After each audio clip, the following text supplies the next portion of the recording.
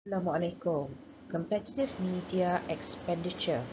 Understanding how competitors invest in media and what that means for your brand strategy. What is competitive media expenditure? Competitive media expenditure refers to the analysis of how much rival brands are spending on advertising, which channels they're investing in, and how prominently they appear across the media landscape. This intelligence is essential for informed budget planning and media strategy. Advertising spending, the total financial investment competitors are making in paid media across all channels combined and broken down individually. Which specific channels? When you talk about media channel investment patterns, TV, digital, out of home, social media, competitors are prioritizing and why that matters for your strategy. Share voice, a brand's relative advertising presence compared to all competitors in the same category, a key indicator of market influence. Why analyze competitor spending? Monitoring what competitors spend and where provides a strategic intelligence advantage. It transforms media planning from intuition-based guessing into evidence-based decision-making.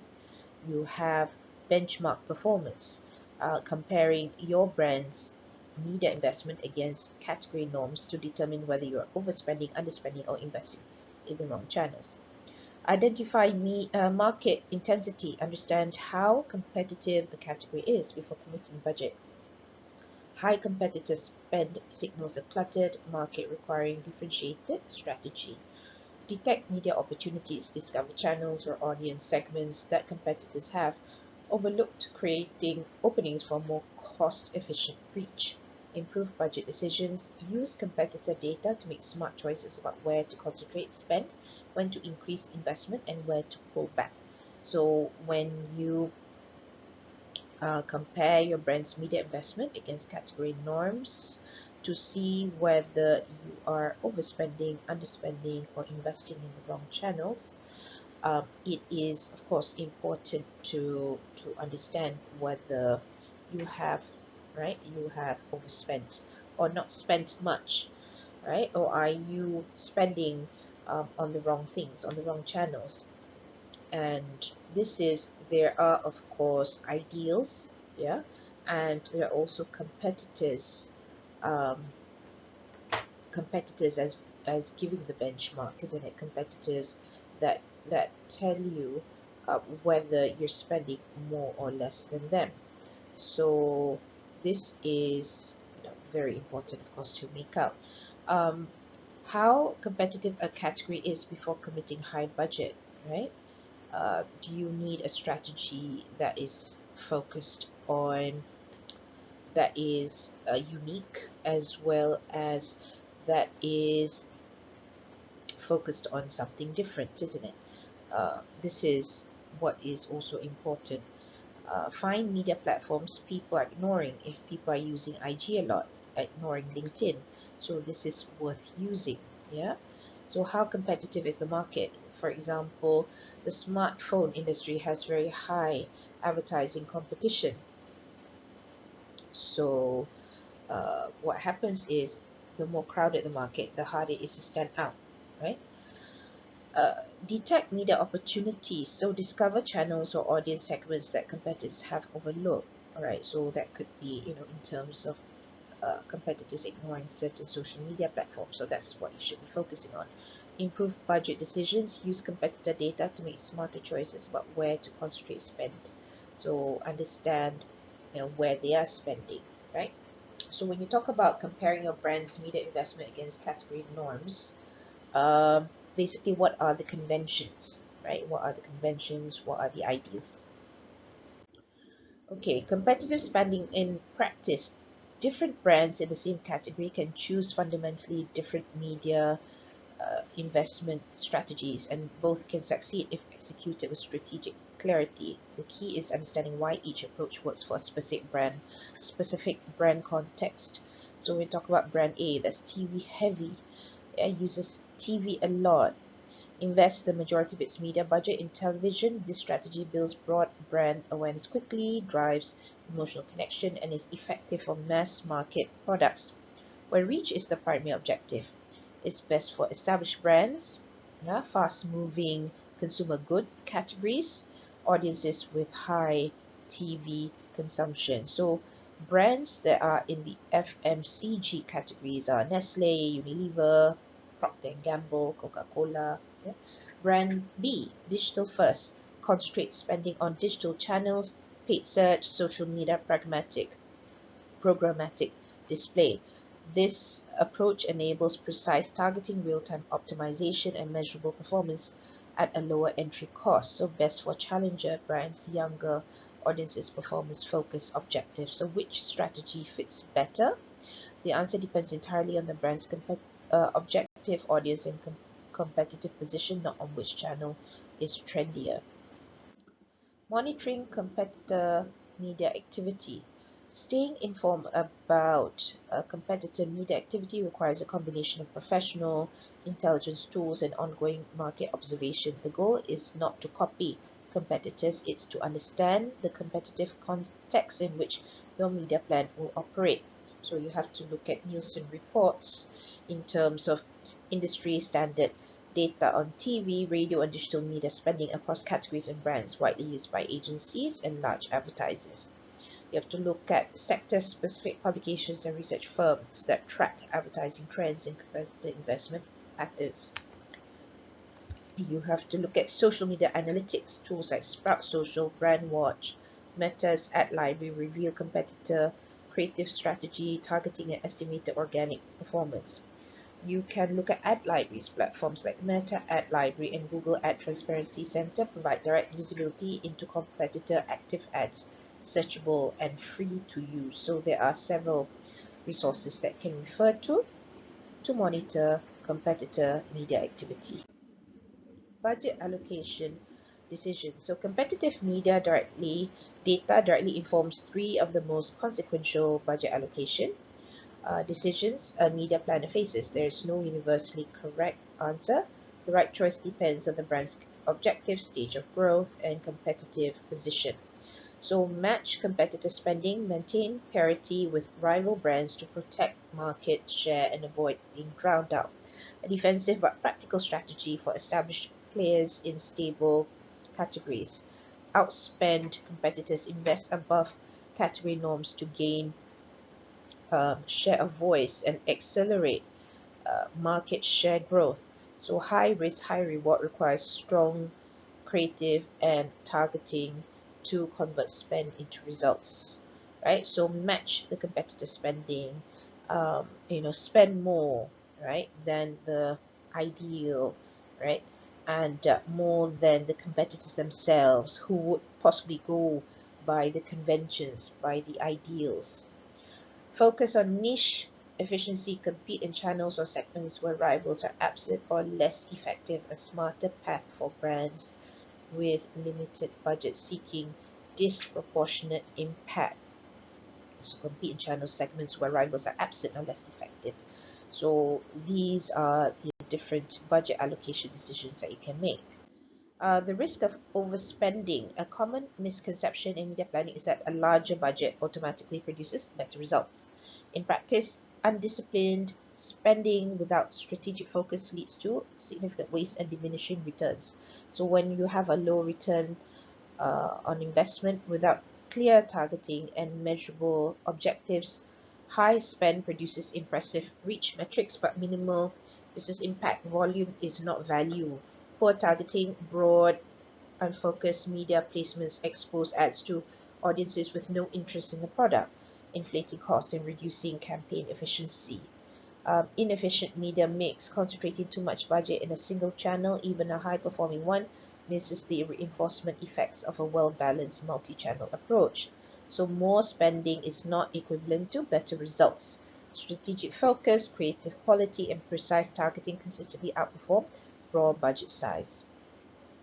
So, low return on investment, poor targeting, inefficient media mix, basically do not lead to a more effective media plan. Selecting media classes, choosing the right communication channels to carry the brand's message to its intended audience. What are media classes? Media classes are the major categories of communication channels available to advertisers, and of course, you have TV, print, digital, radio, outdoor, social media. So factors that influence media selection. No single media is universally superior.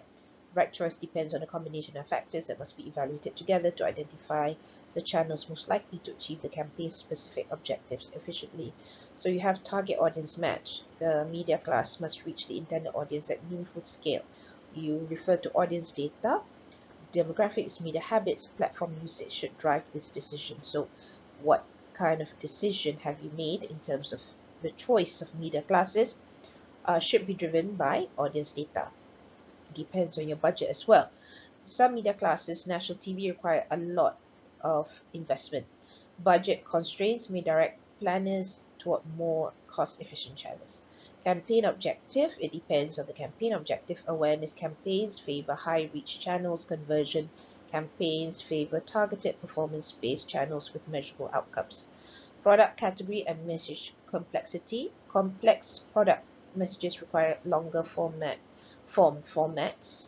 Simple reminder messages can be delivered through radio or outdoor. So it depends on the type of message, the complexity of the message.